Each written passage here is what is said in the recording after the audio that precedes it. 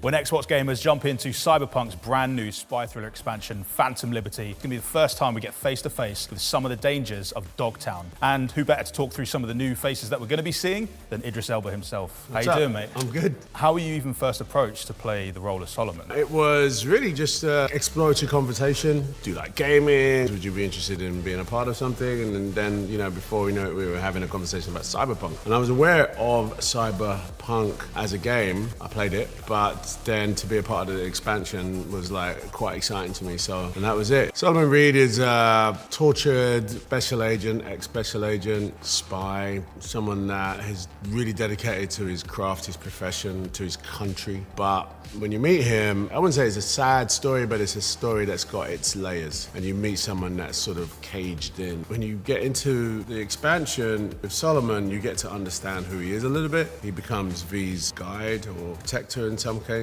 You're not sure if you can trust him or not. It's interesting because I suppose V constantly has all these different parts of his or her life, pulling them in different directions. Now Solomon's going to be inserted into that as well, and it's something that he might have to conflict with not only V, but the people around V that already exist. So players are going to be interested to see how that interaction works. Yeah, it's true. It's such a big world as well. As you know, you played the original, right? Yeah. So you go down one alleyway, you can find yourself in a whole different game for a little bit and then come back out. It gets hairy. Yes, I guess, yeah. But with Solomon, his storyline really has some twists and turns, and it's deep, and I was attracted to it because it's a dramatic character. When you're breathing life into characters, are you the sort of person that likes to play it by the book? They wrote it that way, or are you the sort of person that likes to get creative? I mean, generally, I'm a creative and I'm a collaborator, and I think all best creation is collaboration, right? But if it's really good, I don't need to tamper with it at all. I'm definitely one that's sort of open up and figure out how can we do, is there a better way to say that? I brought my own nuance, but it's pretty well written. Voice acting is just voice acting, okay? When you're doing mocap and you're playing a central character in mocap, it's a big, big difference. And obviously with the advancements of technology, it changes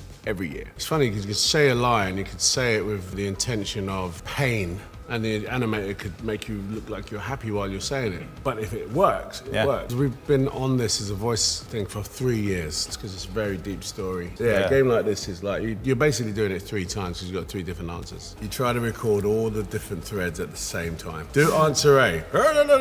Do answer B. But what will happen inevitably is that you'll do answer A and then later on come back 3 months later and they're like, story change, can you do answer B slightly different because it makes answer A sound like this? And you're like, what did I do on answer A again? So it is a process though. I mean, hats off to the guys.